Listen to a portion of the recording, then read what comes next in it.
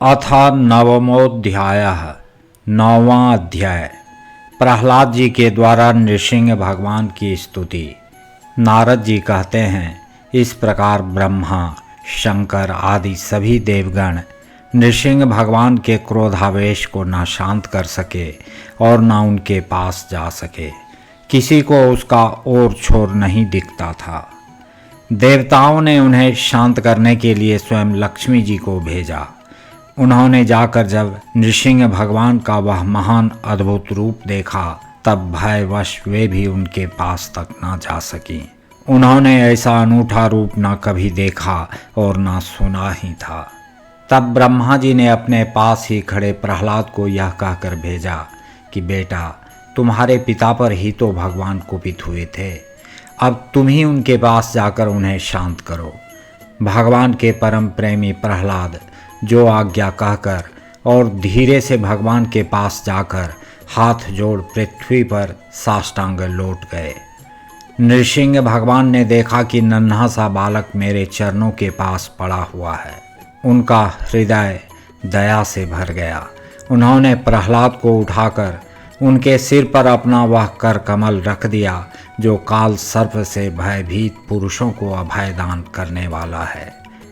भगवान के कर कमलों का स्पर्श होते ही उनके बचे खुचे अशुभ संस्कार भी जड़ गए। तत्काल उन्हें परमात्म तत्व का साक्षात्कार हो गया। उन्होंने बड़े प्रेम और आनंद में मग्न होकर भगवान के चरण कमलों को अपने हृदय में धारण किया। उस समय उनका सारा शरीर पुलकित हो गया। हृदय में प्रेम की धारा प्रवाहित होने लगी और नेत्रों से आनंदाश्रु झरने लगे। प्रहलाद जी भावपूर्ण हृदय और निर्निमेष नयनों से भगवान को देख रहे थे। भाव समाधि से स्वयं एकाग्र हुए मन के द्वारा उन्होंने भगवान के गुणों का चिंतन करते हुए प्रेम गदगद वाणी से स्तुति की। प्रहलाद जी ने कहा, ब्रह्मा आदि देवता, ऋषि मुनि और सिद्ध पुरुषों की बुद्धि निरंतर सत्वगुण में ही स्थित रहती है। फिर भी वे अपनी धारा प्रवाह स्तुति और अपने विविध गुणों से आपको अब तक भी संतुष्ट नहीं कर सके। फिर मैं तो घोर असुर जाति में उत्पन्न हुआ हूँ। क्या आप मुझसे संतुष्ट हो सकते हैं? मैं समझता हूँ कि धन, कुलीनता, रूप, तप, विद्या, ओज, तेज, प्रभाव, बल, पौरुष, बुद्धि और योग, ये सभी गुण परम पुरुष भगवान को संतुष्ट करने में समर्थ नहीं हैं, परंतु भक्ति से तो भगवान गजेंद्र पर भी संतुष्ट हो गए थे। भगवान, आप सत्व गुण के आश्रय हैं। ये ब्रह्मा आदि सभी देवता आपके आज्ञाकारी भक्त हैं। ये हम दैत्यों की तरह आपसे द्वेष नहीं करते।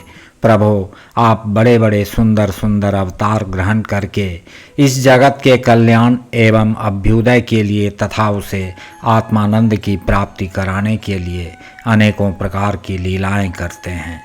जिस असुर को मारने के लिए आपने क्रोध किया था वह मारा जा चुका। अब आप अपना क्रोध शांत कीजिए।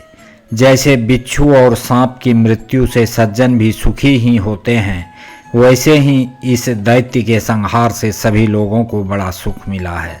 अब सब आपके शांत स्वरूप के दर्शन की बाट जोह रहे हैं। नृसिंह देव, भय से मुक्त होने के लिए भक्तजन आपके इस रूप का स्मरण करेंगे। परमात्मन, आपका मुख बड़ा भयावना है। आपकी जीभ लपलपा रही है। आँखें सूर्य के समान हैं। भौहें चढ़ी हुई हैं। बड़ी पैनी दाढ़ें हैं। आंतों की माला, खून से लथपथ गर्दन के बाल, बर्छे की तरह सीधे खड़े कान और दिग्गजों को भी भयभीत कर देने वाला सिंहनाद एवं शत्रुओं को फाड़ डालने वाले आपके नखों को देखकर मैं तनिक भी भयभीत नहीं हुआ हूँ। दीन बंधो, मैं भयभीत हूँ तो केवल इस असह्य और उग्र संसार चक्र में पिसने से।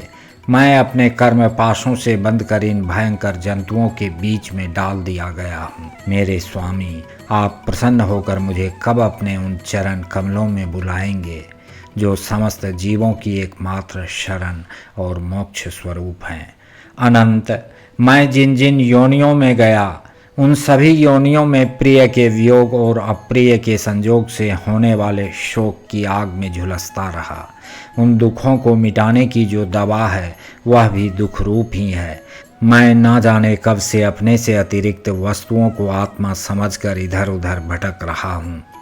अब आप ऐसा साधन बतलाइए जिससे कि आपकी सेवा भक्ति प्राप्त कर सकूं। प्रभो, आप हमारे प्रिय हैं, अहेतुक हितैषी सुहृद हैं। आप ही वास्तव में सबके परमाराध्य हैं। मैं ब्रह्मा जी के द्वारा गाई हुई आपकी लीला कथाओं का गान करता हुआ बड़ी सुगमता से रागादि प्राकृत गुणों से मुक्त होकर इस संसार की कठिनाइयों को पार कर जाऊंगा, क्योंकि आपके चरण युगलों में रहने वाले भक्त परमहंस महात्माओं का संग तो मुझे मिलता ही रहेगा। भगवान नृसिंह, इस लोक में दुखी जीवों का दुख मिटाने के लिए जो उपाय माना जाता है वह आपके उपेक्षा करने पर एक क्षण के लिए ही होता है। यहाँ तक कि माँ बाप बालक की रक्षा नहीं कर सकते, औषधि रोग नहीं मिटा सकती और समुद्र में डूबते हुए को नौका नहीं बचा सकती। पुरुष की अनुमति से काल के द्वारा गुणों में क्षोभ होने पर माया मनः प्रधान लिंग शरीर का निर्माण करती है। यह लिंग शरीर बलवान, कर्ममय एवं अनेक नाम रूपों में आसक्त छंदोमय है। यही अविद्या के द्वारा कल्पित मन, 10 इंद्रिय और 5 तन्मात्रा, इन 16 विकार रूप अरों से युक्त संसार चक्र है। जन्म रहित प्रभु, आपसे भिन्न रहकर ऐसा कौन पुरुष है जो इस मन रूप संसार चक्र को पार कर जाए। सर्वशक्तिमान प्रभु, माया इस 16 अरों वाले संसार चक्र में डालकर ईख के समान मुझे पेर रही है। आप अपनी चैतन्य शक्ति से बुद्धि के समस्त गुणों को सर्वदा पराजित रखते हैं और काल रूप से संपूर्ण साध्य और साधनों को अपने अधीन रखते हैं। मैं आपकी शरण में आया हूँ, आप मुझे इससे बचाकर अपनी सन्निधि में खींच लीजिए। भगवान, जिनके लिए संसारी लोग बड़े लालायित रहते हैं, स्वर्ग में मिलने वाली समस्त लोकपालों की वह आयु, लक्ष्मी और ऐश्वर्य मैंने खूब देख लिए। जिस समय मेरे पिता तनिक क्रोध करके हंसते थे और उससे उनकी भौहें थोड़ी टेढ़ी हो जाती थीं, तब उन स्वर्ग की संपत्तियों के लिए कहीं ठिकाना नहीं रह जाता था, वे लुटती फिरती थीं। किंतु आपने मेरे उन पिता को भी मार डाला। इसलिए मैं ब्रह्मलोक तक की आयु, लक्ष्मी, ऐश्वर्य और वे इंद्रिय भोग जिन्हें संसार के प्राणी चाहा करते हैं नहीं चाहता, क्योंकि मैं जानता हूँ कि अत्यंत शक्तिशाली काल का रूप धारण करके आपने उन्हें ग्रस्त रखा है। इसलिए मुझे आप अपने दासों की सन्निधि में ले चलिए। विषय भोग की बातें सुनने में ही अच्छी लगती हैं, वास्तव में वे मृग तृष्णा के जल के समान नितांत असत्य हैं और यह शरीर भी जिससे वे भोग भोगे जाते हैं अगणित रोगों का उद्गम स्थान है। कहाँ वे मिथ्या विषय भोग और कहाँ यह रोग युक्त शरीर। इन दोनों की क्षणभंगुरता और असारता जानकर भी मनुष्य इनसे विरक्त नहीं होता। वह कठिनाई से प्राप्त होने वाले भोग के नन्हे नन्हे मधु बिंदुओं से अपनी कामना की आग बुझाने की चेष्टा करता है। प्रभो, कहाँ तो इस तमोगुणी असुर वंश में रजोगुण से उत्पन्न हुआ मैं और कहाँ आपकी अनंत कृपा। धन्य है, आपने अपना परम प्रसाद स्वरूप और सकल संतापहारी वह कर कमल मेरे सिर पर रखा है, जिसे आपने ब्रह्मा, शंकर और लक्ष्मी जी के सिर पर भी कभी नहीं रखा। दूसरे संसारी जीवों के समान आप में छोटे बड़े का भेदभाव नहीं है, क्योंकि आप सबके आत्मा और अकारण प्रेमी हैं। फिर भी कल्प वृक्ष के समान आपका कृपा प्रसाद भी सेवन भजन से ही प्राप्त होता है। सेवा के अनुसार ही जीवों पर आपकी कृपा का उदय होता है, उसमें जातिगत उच्चता या नीचता कारण नहीं है। भगवान, यह संसार एक ऐसा अंधेरा कुआं है जिसमें काल रूप सर्प डसने के लिए सदा तैयार रहता है। विषय भोगों की इच्छा वाले पुरुष उसी में गिरे हुए हैं। मैं भी संगवश उसके पीछे उसी में गिरने जा रहा था, परंतु भगवान, देवर्षि नारद ने मुझे अपनाकर बचा लिया।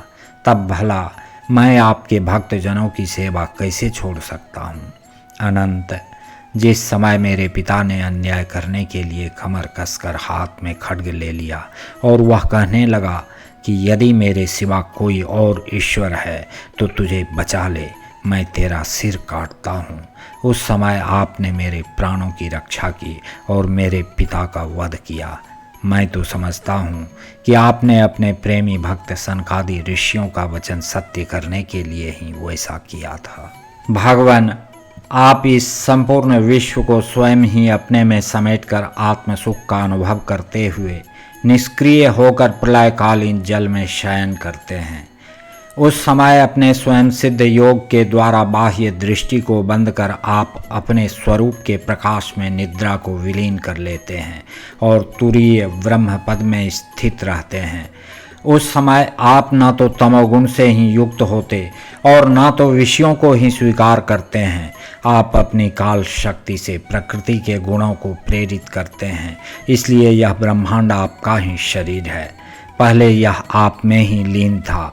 जब प्रलयकालीन जल के भीतर शेष शैया पर शयन करने वाले आपने योग निद्रा की समाधि त्याग दी, तब वट के बीच से विशाल वृक्ष के समान आपकी नाभि से ब्रह्मांड कमल उत्पन्न हुआ। उस पर सूक्ष्मदर्शी ब्रह्मा जी प्रकट हुए। जब उन्हें कमल के सिवा और कुछ भी दिखाई ना पड़ा, तब अपने में बीज रूप से व्याप्त आपको वे न जान सके और आपको अपने से बाहर समझकर जल के भीतर घुसकर 100 वर्ष तक ढूंढते रहे, परंतु वहाँ उन्हें कुछ नहीं मिला। यह ठीक ही है, क्योंकि अंकुर उग आने पर उसमें व्याप्त बीज को कोई बाहर अलग कैसे देख सकता है। ब्रह्मा को बड़ा आश्चर्य हुआ। वे हार कर कमल पर बैठ गए। बहुत समय बीतने पर तीव्र तपस्या करने से जब उनका हृदय शुद्ध हो गया, तब उन्हें भूत, इंद्रिय और अंतःकरण रूप अपने शरीर में ही ओतप्रोत रूप से स्थित आपके सूक्ष्म रूप का साक्षात्कार हुआ। ठीक वैसे ही जैसे पृथ्वी में व्याप्त उसकी अति सूक्ष्म तन्मात्रा गंध का होता है। विराट पुरुष सहस्रों मुख, चरण, सिर, हाथ, जंघा, नासिका, मुख, कान, नेत्र, आभूषण और आयुधों से संपन्न था। 14 लोक उसके विभिन्न अंगों के रूप में शोभायमान थे। वह भगवान की एक लीलामयी मूर्ति थी। उसे देखकर ब्रह्मा जी को बड़ा आनंद हुआ। रजोगुण और तमोगुण रूप मधु और कैटभ नाम के 2 बड़े बलवान दैत्य थे। जब वे वेदों को चुरा कर ले गए, तब आपने हयग्रीव अवतार ग्रहण किया और उन दोनों को मारकर सत्वगुण रूप श्रुतियाँ ब्रह्मा जी को लौटा दी। वह सत्वगुण ही आपका अत्यंत प्रिय शरीर है। महात्मा लोग इस प्रकार वर्णन करते हैं।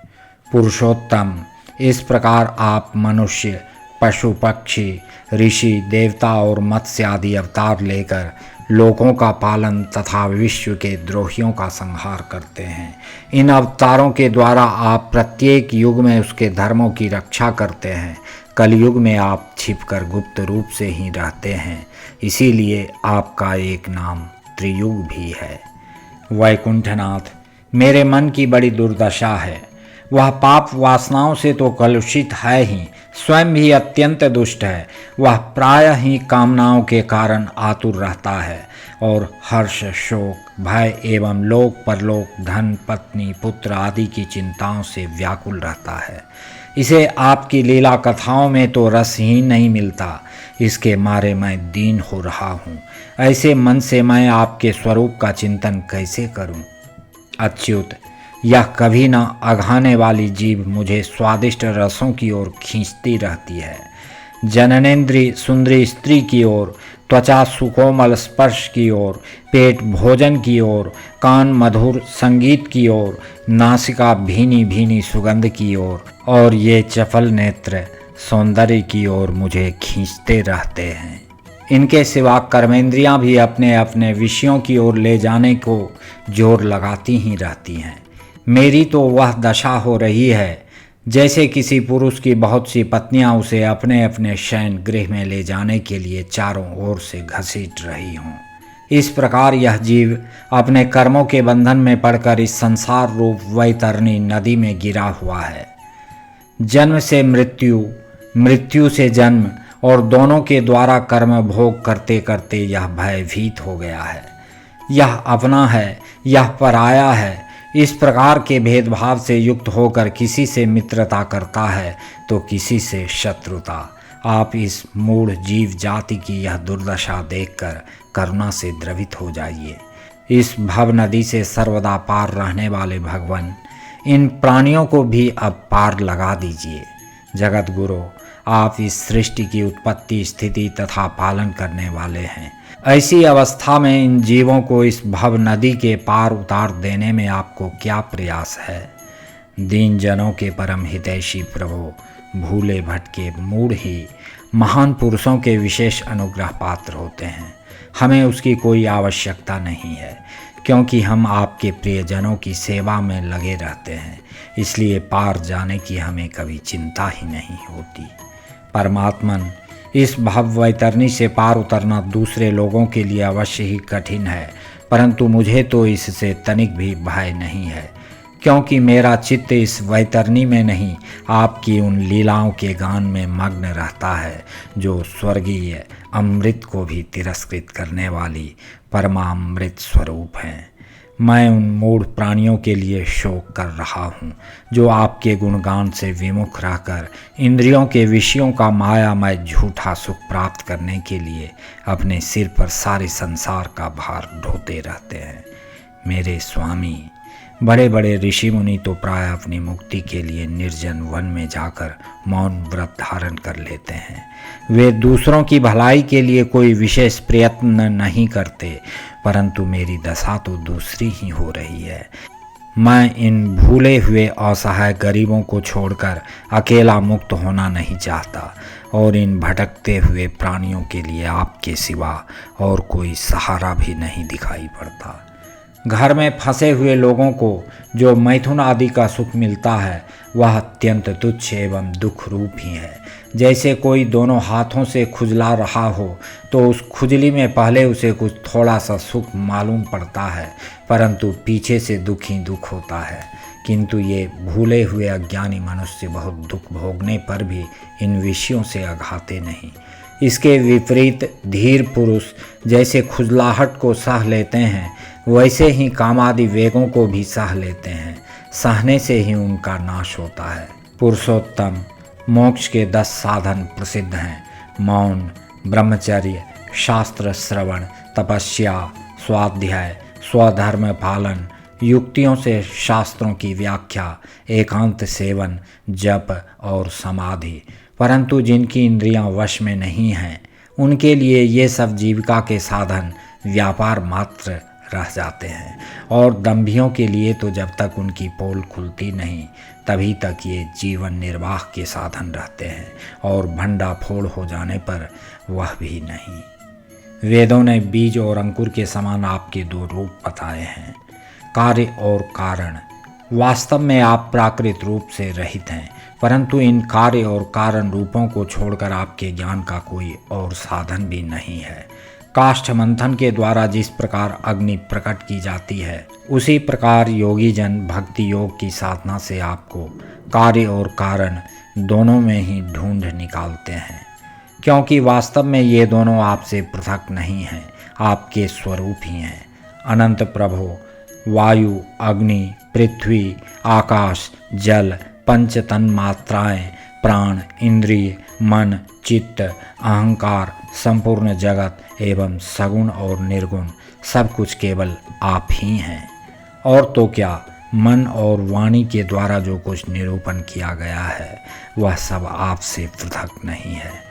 समग्र कीर्ति के आश्रय भगवान, ये सत्वादि गुण और इन गुणों के परिणाम महत्त्वादि देवता, मनुष्य एवं मन आदि कोई भी आपका स्वरूप जानने में समर्थ नहीं है, क्योंकि ये सब आदि अंत वाले हैं और आप अनादि एवं अनंत हैं।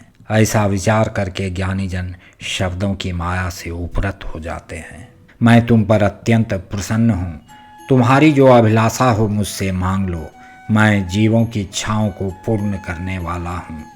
आयुष्मान, जो मुझे प्रसन्न नहीं कर लेता उसे मेरा दर्शन मिलना बहुत ही कठिन है, परंतु जब मेरे दर्शन हो जाते हैं तब फिर प्राणी के हृदय में किसी प्रकार की जलन नहीं रह जाती। मैं समस्त मनोरथों को पूर्ण करने वाला हूँ, इसलिए सभी कल्याणकामी परम भाग्यवान साधुजन जितेंद्रिय होकर अपनी समस्त वृत्तियों से मुझे प्रसन्न करने का ही यत्न करते हैं। असुर कुल भूषण प्रहलाद जी भगवान के अनन्य प्रेमी थे, इसलिए बड़े बड़े लोगों को प्रलोभन में डालने वाले वरों के द्वारा प्रलोभित किए जाने पर भी उन्होंने उनकी इच्छा नहीं की।